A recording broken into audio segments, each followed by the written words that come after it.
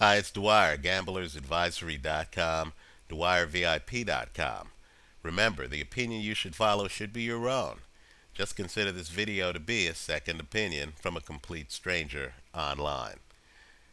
Let me address some of the comments to my Sonny Bill Williams versus Franz Botha video.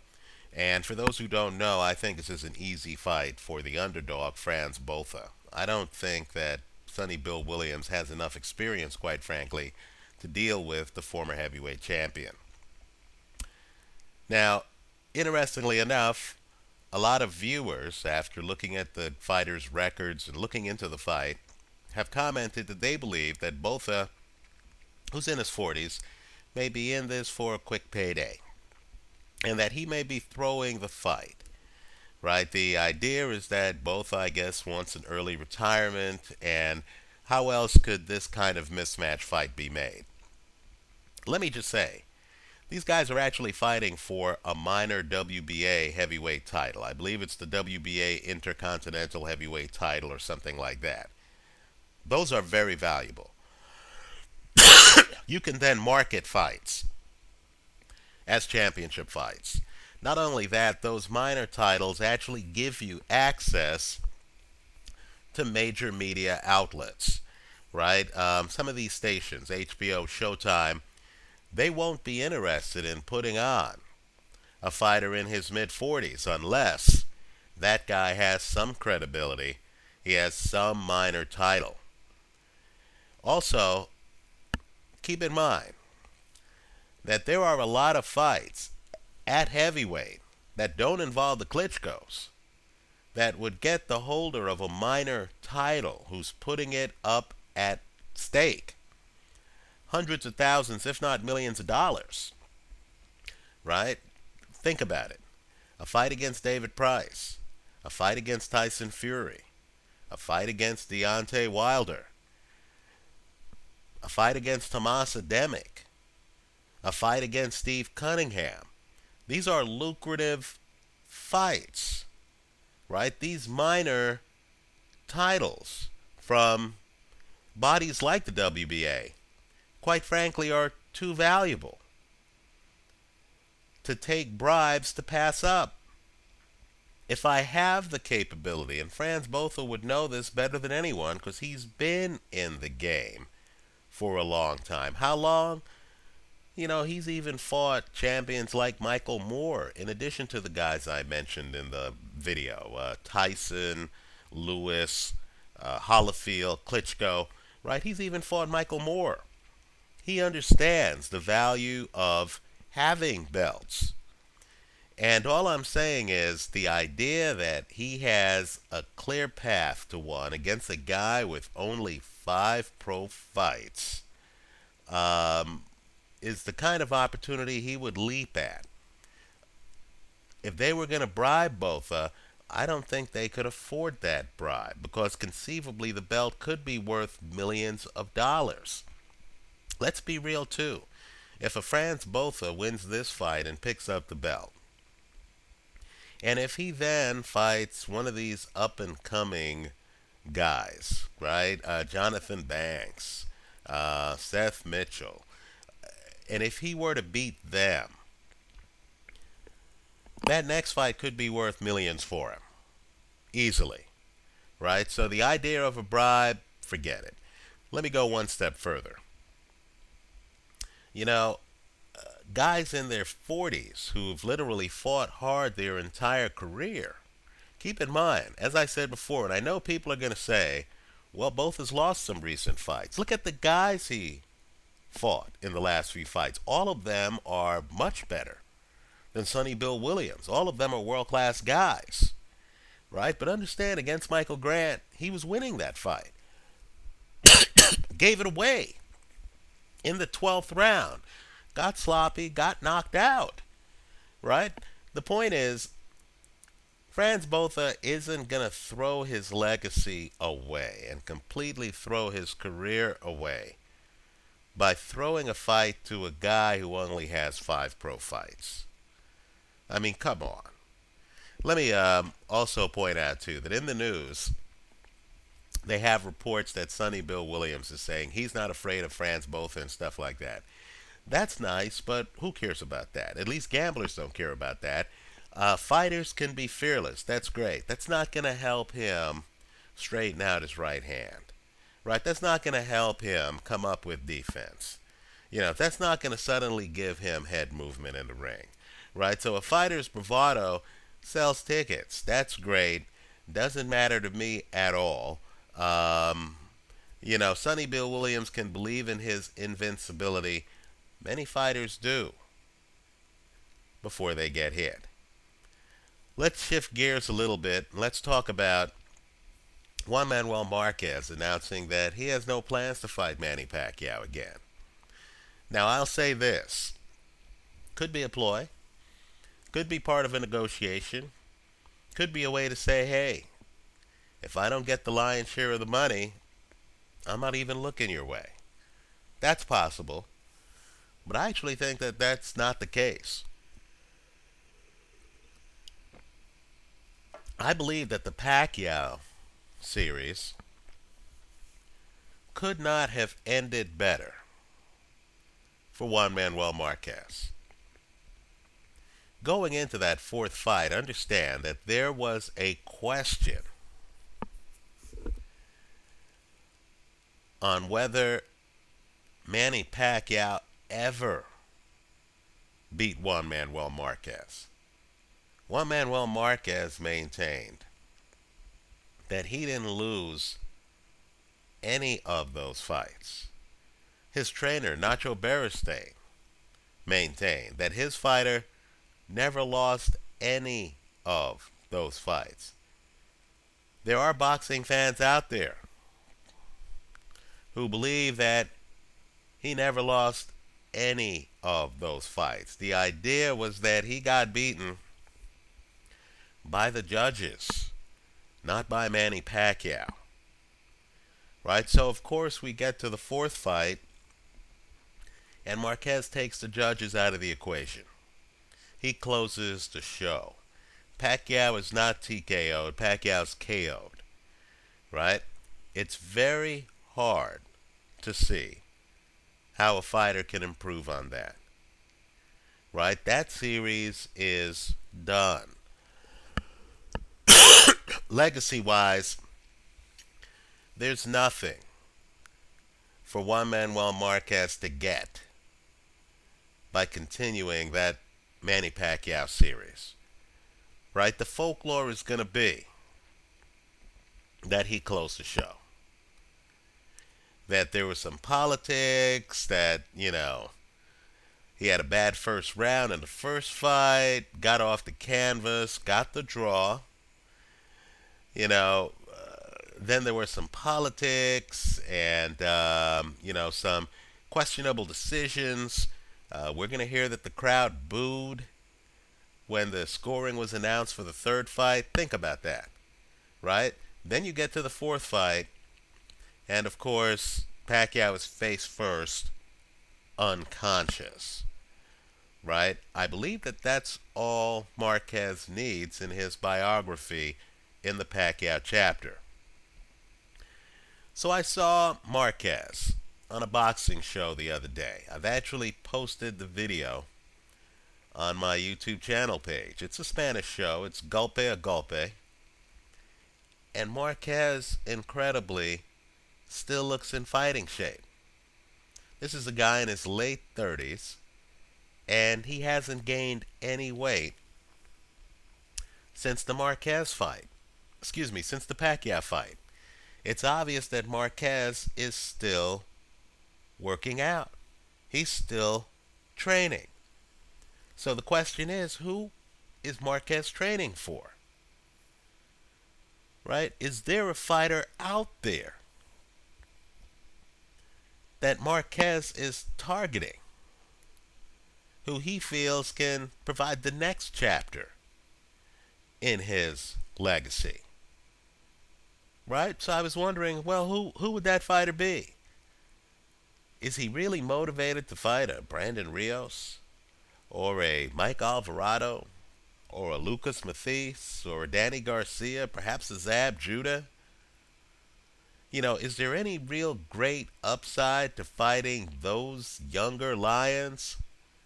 Right?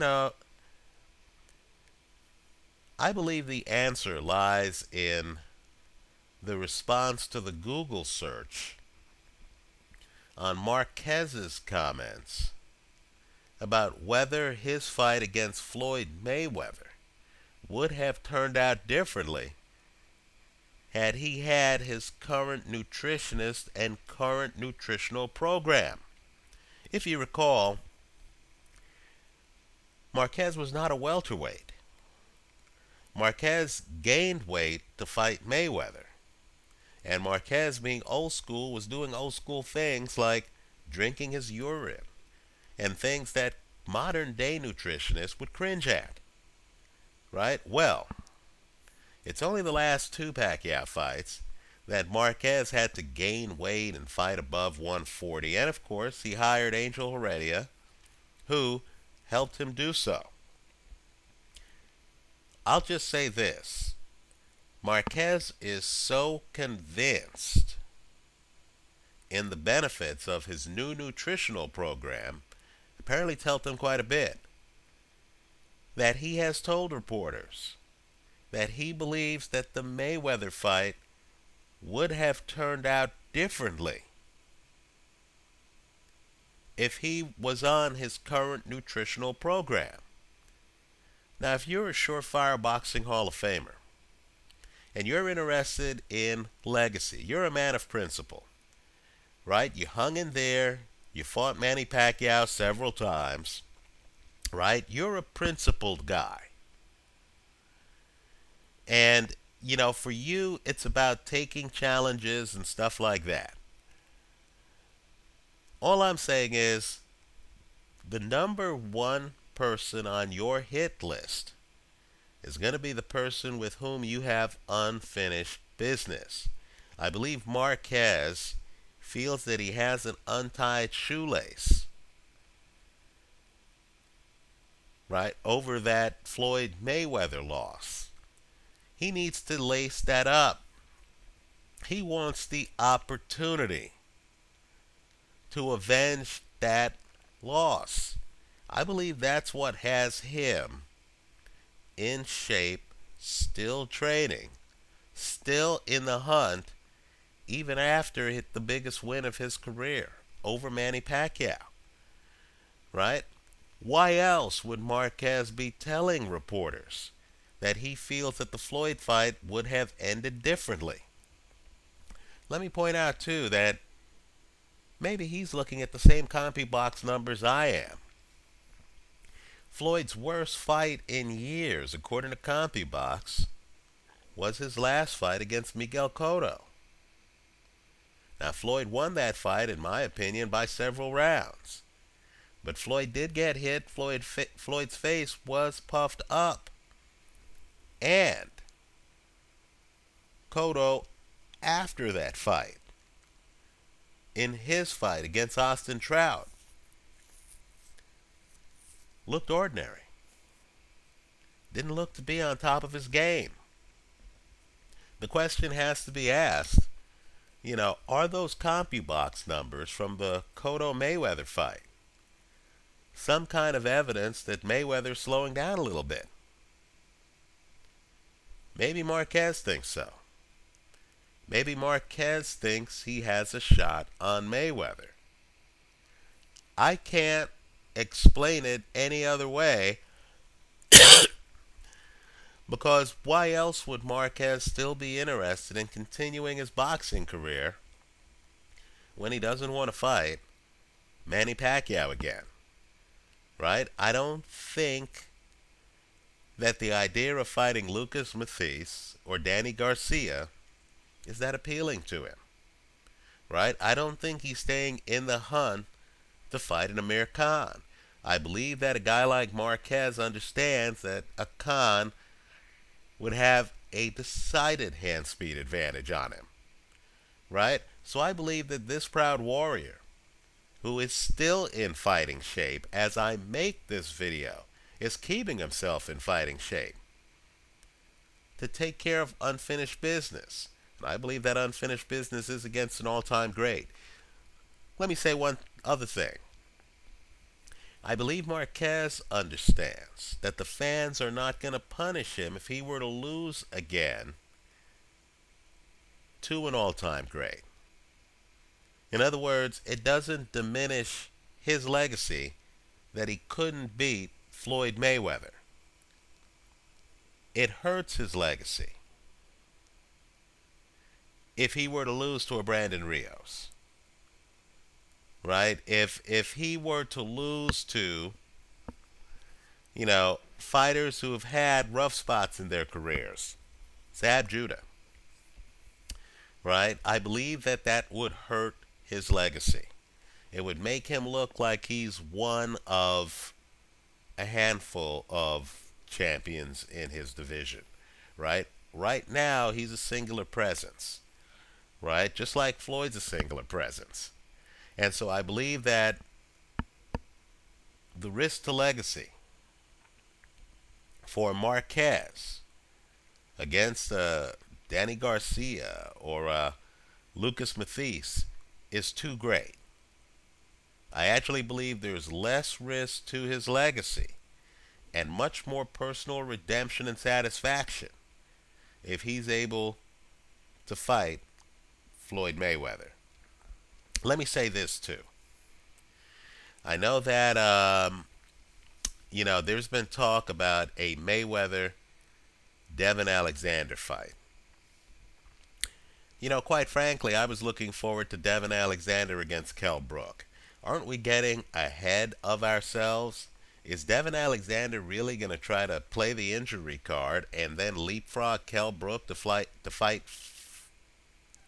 Mayweather? If so, that'd be disappointing. Let me also point out, too, logistically, that's an interesting fight because I think Floyd knows that Devin Alexander's jab, in my opinion, underdeveloped. Right? It's not a stiff jab. Right? It's more of a placeholder. So I believe that that fight would be interesting because Mayweather also knows from the Timothy Bradley fight that Devin Alexander can't handle sustained inside pressure. Right? Understand, Devin Alexander has thrived in being able to fight guys who he could move from. Right? When Timothy Bradley got up under his chin, he had problems. He was losing that fight on the scorecard before that fight ended. And let's remember the way the fight ended. Alexander said he couldn't continue. Right? And so, in my eyes, right, Floyd Mayweather sees some things in Devin Alexander that he believes he can exploit. I'd be more interested, quite frankly, style-wise, and I know this will sound controversial, but we're online. Even though I think Alexander beats Kell Brook, style-wise, I'd be more interested in Kell Brook against Mayweather. Because understand, Kell Brook has a problem with guys who can hunt him down. Carson Jones. Guys who can get him moving backwards. That's when Kell Brook has a problem. The question is whether Floyd Mayweather in his mid-30s can do that. Because I believe foot speed is the weak link in Floyd's chain right now. Right? Floyd prefers to fight you with his back up against the ropes.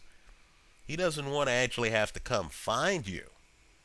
My point to you is, if you aren't able to literally have sustained pressure on Kell Brook, aren't you going to be in a bit of trouble? So it'll be interesting if that Alexander-Kell Brook fight has fallen apart, right? And if Floyd wants to take tough opponents, let me just suggest, I think Floyd Marquez would be an excellent fight. I think Floyd Kell Brook would be an excellent fight. I'm privately still holding out hope for Floyd against Robert Guerrero. I think Guerrero gives Floyd a much tougher fight than the public thinks. Let me hear from you. Leave your comments for me here online. Visit us at gamblersadvisory.com. Thanks for stopping by.